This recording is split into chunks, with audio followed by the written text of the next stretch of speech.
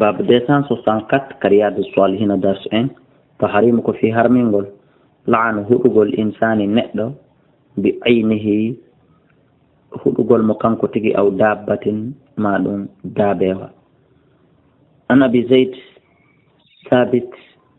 بن الضحاك الأنصاري رضي الله عنه وهو من أهل بيعة الرضوان تجيء بأحد ولايين قال رسول الله صلى الله عليه وسلم من حلف كلا وندب على يمين يدو وندور بملة غير الإسلام هرونا إلا والإسلام وندنو كاذبا أرى فينا متعمدا وتوكله فهو رأيون كما قال هموا إيوان وويرنا ومن قتل نفسه كلا والظهور من بشيء قدب به هريك انتقون كولتر وتكر يوم القيامة وليس على رجل ألا إهور نقضى نظر فدور فيما لا يملك يكون كوجيه فدقل وقتك مرة ولا عن المؤمن الهدقل نقضم إنه بكات من أنك قتل نفوت وورقل الله أكبر متفون عليه حديث بلور يتمت إجوئي شپان إجيغو 1560 وعن أبي هريرة رضي الله عنه أن رسول الله صلى الله عليه وسلم قال الماك لا ينبغي هاننا لصديق ونندقم إنه أن يكون ونتلعانا هو فيو رواه مسلم. وعن أبي الدرداء رضي الله عنه قال رسول الله صلى الله عليه وسلم لا يكون اللعانون هدو بيونو يتا شفاعة تفوبة ينددارنغال ولا شهداء بيونو يتا كدسيدة يوم القيامة ينددارنغال رواه مسلم. وعن سمرة بن جندب رضي الله عنه قال رسول الله صلى الله عليه وسلم لا تلعنوا وتنهوا إندر بلعنة الله سبه هدان دي الله دين ولا بغضبه وناسب تكرم كوني ولا بالنار وناسب هيتنجل كفاندا وتنهوا إندر هدان دي الله دين wana tikkere makko nde wana yitenge wigol masalan konana ton suka benno siko fenande yo Allah sunnan ne laado maaki wata on hudor yite Allah nge sinado yo Allah wadu kuddi makko ndin en wata on hudor kuddi makko ndin kanko Allah dum do fo wole taake sonti billahi o hatta do ma o ya wallahi sidon henani wolante don o sona dum afenay wo ago ngay wo fo e mo wata yite Allah nge sunne toro dum rawahu Abu Dawud at-Tirmidhi wa qala kam bi hadithun hasanun sahih. عن ابن مسعود رضي الله عنه قال رسول الله صلى الله عليه وسلم ليس المؤمن ونال غمدين دو بالطعان يو وغدو كون يو غول مناجات غول يوانغال تو فامتون فاندا كو توكيل غول مكونغول ولا لعان ونا هدو ولا الفاحش ونا ودو بانكاري ولا البدي ونا ودو تيجي جاسو دي كونغو دي كو دي جاسو دي رواه الترمذي وقال حديث حسن. وانا بالدرداء رضي الله عنه قال رسول الله صلى الله عليه وسلم لا الله ماك إن العبد عندما جاء إذا لعن شيئا شوهدي قدم صعدت اللعنة قدم دي يوي إلى السماء هاك أسم فتغلق أبواب السماء دمب أسماء فكم سكي دونها كوري قدم دي رونك كان دي ناترة ثم تهبط رفتن دي أكتون دي ينا إلى الأرض كاليد فتغلق سكي كد أبوابها دمب دي ليدن فكدونها كوري قدم دي رونك كان دي ناترة كدوان كاليد وكمو ثم تأخذ يمينا ريتي كيري كودين دي نانغيرا نيامو وشمالا انانو دي دبال لاول كاندي ناتيرا كاندي ونا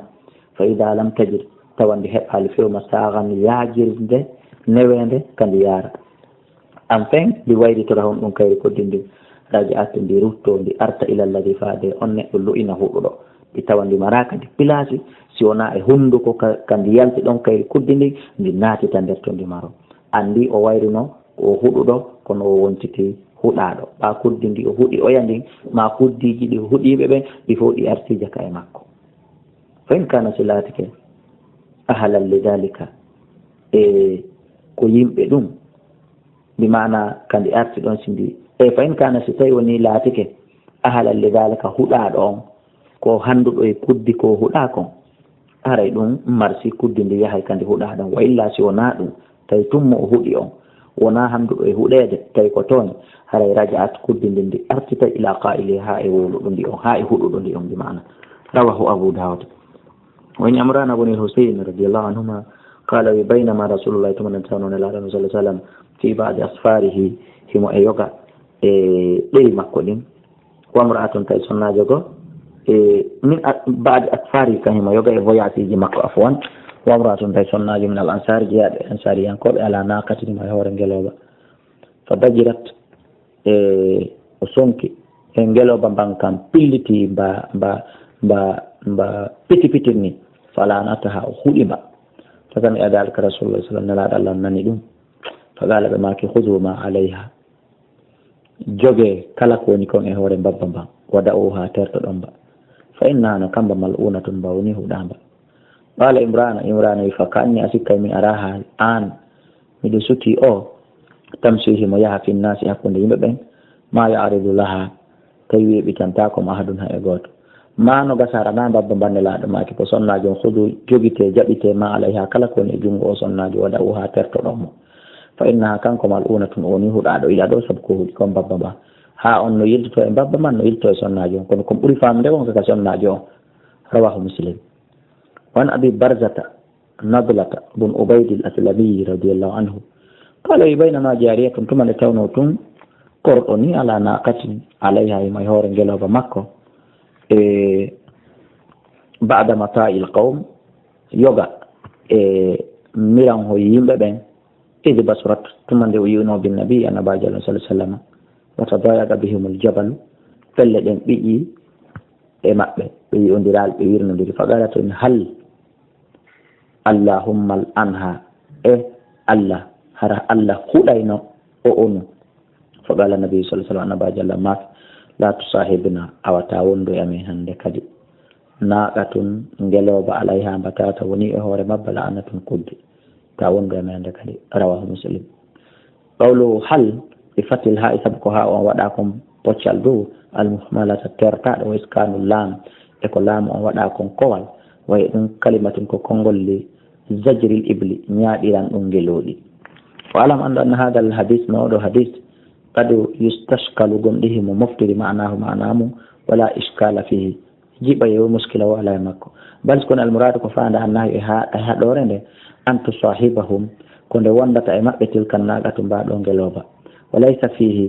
على حديث النهي هادوري أن بيئها في يتوب غلوبا ووضع بها إهرس غلبا وركوبها وقت غلبا في غير صحبة النبي ko alda e wondugol en laaɗo Allah sallallahu alaihi wasallam kono amma waɗɗagol ba wonda en laaɗo ko ɗon haɗore nde woni gatta baskoni kullu dalika ɗum ɗo fof wama sawahu e kala ko nande ko tawi ɗum min attasarrufat immorde e ferli sale jaisuni no dagi laman minhu haɗore o alani illa min musahabati sowna wondugol e mbanɗo ngeloba sallallahu alaihi wasallam ene laaɗo Allah on biha e mbanɗo ngeloba li anna hada tasarrufati sabu ɗe ferli sale ɗo kulla haɗe fof kanata illatike jaisatun ko ɗe dagiɗe e